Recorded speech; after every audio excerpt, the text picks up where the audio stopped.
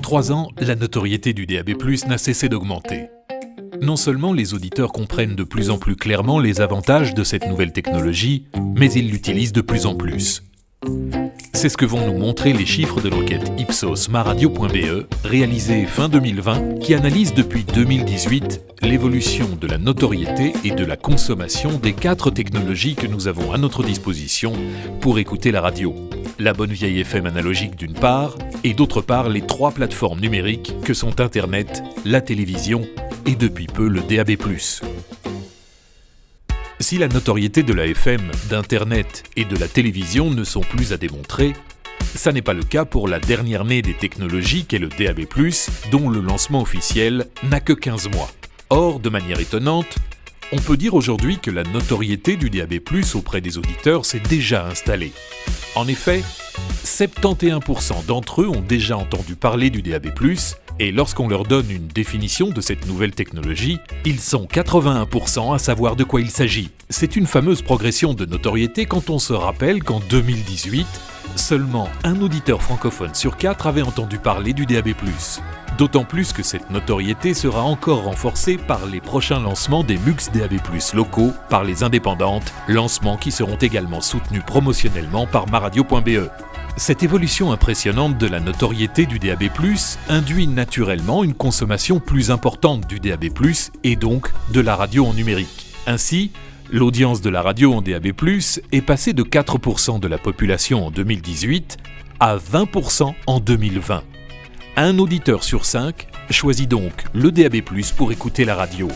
Une augmentation impressionnante qui fait qu'avec les 2 autres plateformes numériques que sont Internet et la télévision, 51%, soit pour la première fois plus de la majorité de la population belge francophone, écoute ces programmes radio grâce à une des 3 plateformes numériques. Et dans ce contexte, c'est très clairement la technologie DAB+, qui remporte la palme de la progression, puisqu'en 2 ans, il y a 5 fois plus d'auditeurs qui choisissent le DAB+ pour écouter la radio. Après avoir analysé l'évolution de la consommation des technologies d'écoute de la radio au sein de la population belge francophone, regardons maintenant l'évolution des 4 technologies d'écoute de la radio, non plus sous l'angle de leur consommation par la population, mais sous l'angle de la part que chacune d'elles prend. En 2018, avant le lancement du DAB+ chez nous, alors que la FM représentait 80% des écoutes, celle sur les plateformes numériques était de l'ordre de 17%. Et celle en DAB+, n'était que de 2%. En 2020, la part de la consommation radio en numérique a doublé par rapport à 2018, tandis que la part de l'écoute radio en DAB+, est-elle devenue 7 fois plus importante pour devenir, chose remarquable, la première plateforme numérique en termes de volume d'écoute. Dans le même temps, le volume d'écoute radio réalisé en FM a chuté de 20%. À ce rythme-là, la part de l'audience réalisée sur une plateforme numérique dépassera les 50% d'ici à la fin de cette année. La bascule numérique est donc bien entamée, principalement au profit du DAB+. Intéressons-nous maintenant au comportement d'écoute des auditeurs belges francophones en fonction des différents canaux de distribution de la radio. On sait que l'écoute radio en digital induit une consommation différente de celle de la FM, avec notamment une durée d'écoute plus faible. Or, on constate que la fréquence d'écoute en FM et en DAB+, une technologie pourtant numérique, sont sensiblement les mêmes. 92% des auditeurs francophones déclarent écouter la radio en FM au moins une fois par semaine pour 91% en DAB+, tandis que les 2 autres technologies numériques d'écoute de la radio génèrent des fréquences d'écoute hebdomadaires significativement plus faibles, 74% pour Internet et 72% pour la télévision numérique. On peut donc dire que le DAB+ est la meilleure technologie numérique pour nous aider à conserver la grande fidélité d'écoute à laquelle la FM nous a habitués. Un autre avantage très positif du DAB+, est sa contribution à l'audience du média radio. On voit ici que le DAB+, ajoute 6% de population en plus à celle qui écoute en FM, 8% de population en plus pour l'écoute en voiture et 4% en plus pour l'écoute sur un récepteur domestique. À nouveau, l'effet du DAB+ est excellent pour notre média. Très naturellement, plus les auditeurs belges découvrent les avantages du DAB+, plus ils s'équipent ou ont l'intention de s'équiper pour écouter leur radio en numérique hertzien. Ils étaient 16% en 2018, dont 4% déjà équipés, alors qu'ils sont 35%, soit le double en 2020. Les auditeurs équipés sont 4 fois plus nombreux, alors que les réticents diminuent eux de 35%. Une fois équipé, le Belge francophone ne cache pas sa satisfaction. 93% des propriétaires de récepteurs DAB+, sont satisfaits, très satisfaits ou même extrêmement satisfaits de leur appareil. Ce chiffre monte même à 96% lorsqu'on parle d'autoradio DAB+. À noter la très faible proportion d'insatisfaits, 7% pour le récepteur et 4% pour l'autoradio. Les raisons de cette satisfaction sont assez évidentes.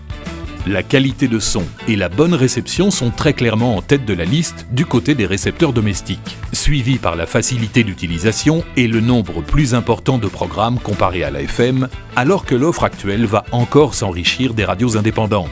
Pour le très petit nombre d'insatisfaits, c'est la mauvaise réception qui est le reproche avancé, mais l'on sait que le réseau DAB+, est encore en construction.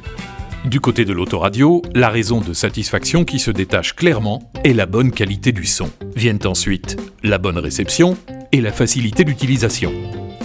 La mauvaise réception reste la principale raison d'insatisfaction pour cette fois seulement 4% des utilisateurs, et là aussi, on sait que la couverture va encore s'améliorer. Tous ces constats ont une incidence positive sur les ventes des récepteurs domestiques et des voitures avec autoradio compatible DAB+. Les ventes de récepteurs domestiques compatibles DAB+, ont progressé de 40% par rapport à 2019. Pendant ce temps, les ventes des récepteurs analogiques FM chutaient de 19%. En moyenne, 40% des récepteurs domestiques vendus en 2020 étaient compatibles DAB+, contre seulement 27% en 2019. Nous espérons que notre gouvernement prendra cette année une décision pour interdire la vente des récepteurs domestiques uniquement FM, comme une directive européenne l'autorise. C'est déjà le cas dans plusieurs pays comme l'Italie, où les ventes de récepteurs compatibles DAB+, ont véritablement explosé.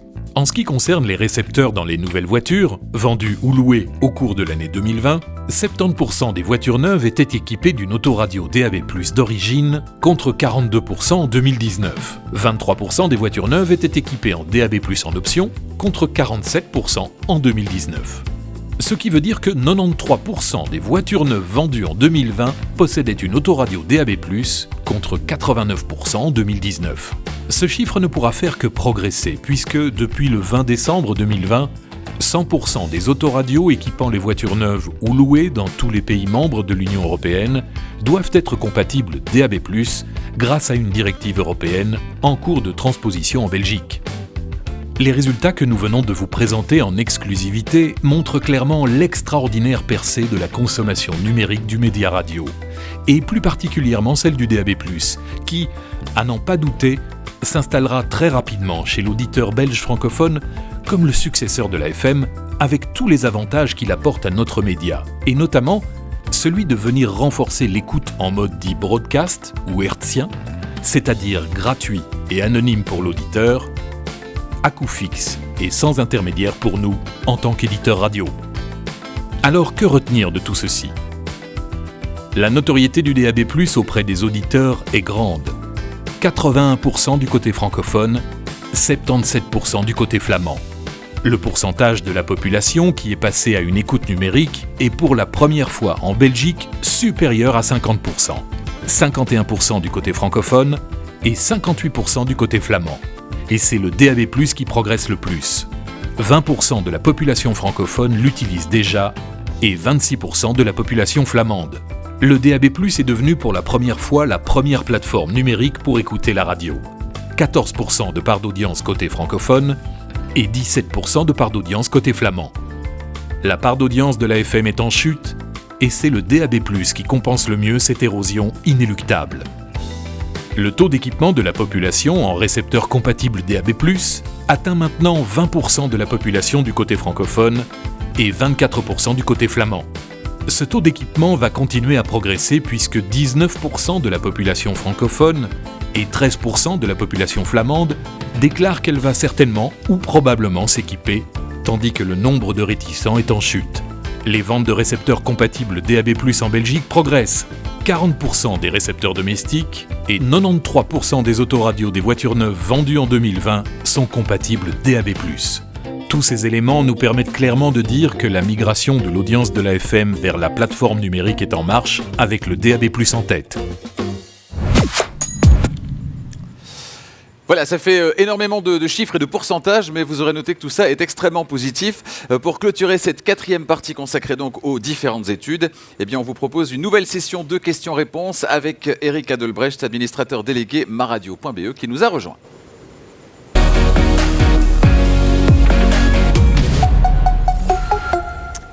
Avec une première question pour vous, Eric, que peut-on tirer comme grande leçon, comme grands enseignements de ces résultats, de cette grande enquête ? La première chose, c'est que ça va vite, ça va très vite, et ça c'est impressionnant. En l'espace de 2 ans, quand on voit la performance de l'écoute digitale, quand on dit les choses sont en route, c'est vrai. On a eu beaucoup de questions, on a beaucoup d'interrogations sur la technologie, sur le pouvoir des gens à comprendre ce que c'est que le DAB+, sur le taux d'équipement. Mais on voit que finalement, ce n'est pas du tout un frein et que tout ça va très très vite. Les gens l'intègrent. On l'a vu dans le petit micro-trottoir de tout à l'heure. Ils sont déjà bien au fait de ce qu'est la technologie, de comment on l'écoute. Donc il y a encore tout un travail qui est en train de s'opérer. Mais ça y est, l'écoute digitale a sans doute été accentuée par le confinement, mais elle est là, elle est présente et elle va durer. On l'a vu tout à l'heure, dans l'écoute digitale, c'est le DAB+, qui l'emporte. Est-ce que ça va continuer comme ça ? Est-ce que le DAB+, va s'imposer comme la référence de l'écoute digitale ? Alors moi je pense, en regardant tous ces chiffres et en ayant un petit peu de recul, je pense qu'il y a une chose qui est en train de sortir clairement de terre, c'est qu'on met le DAB+, parce que c'est une technologie digitale, on le met dans l'écoute digitale, mais en fait la compétition elle n'est pas là. Le DAB+, va remplacer la FM. À côté de ça, on aura les écoutes digitales réelles sur les smartphones, sur les devices, sur la télévision. Mais on voit clairement qu'en fait, dans les habitudes, le DAB+, est grosso modo la même chose que la FM. Donc c'est là que ça va se passer et ça va se passer. Le DAB+, va, à un moment donné, prendre la place de la FM. On le voit dans les voitures, on le voit dans les appareils. C'est l'histoire qui est en route. À côté de ça, il y aura toujours, effectivement, une écoute digitale sur de l'IP et sur d'autres supports. On peut peut-être pointer aussi cet autre élément encourageant, l'effet positif du DAB+, sur la consommation du média radio. C'est important. Oui, et c'est vraiment très très important de le souligner, parce que si on n'était plus qu'en FM, on a vu, l'audience de la FM est en train de se tasser. On sent bien que cette technologie est, si pas révolue, en tout cas elle est en perte de vitesse au profit des autres supports. Et donc là c'est vraiment important qu'on continue à maîtriser cette technologie en tant que broadcaster et que l'on puisse prendre la main avec autre chose. On le fait et ça apporte une audience supplémentaire à la FM. Une question qui nous a été posée il y a quelques minutes. Peut-on préciser quelle est la période de temps qui a été prise en compte pour cette étude ? Oui, c'était fin d'année dernière, donc novembre à décembre 2020. Vraiment au moment, on prend toujours cette même période de référence. Depuis le début de l'étude, on prend toujours cette même période de référence. C'est un petit peu aussi là où notre plan d'action se met en œuvre, plan d'action marketing qu'on verra tout à l'heure. C'est cette période de fin d'année.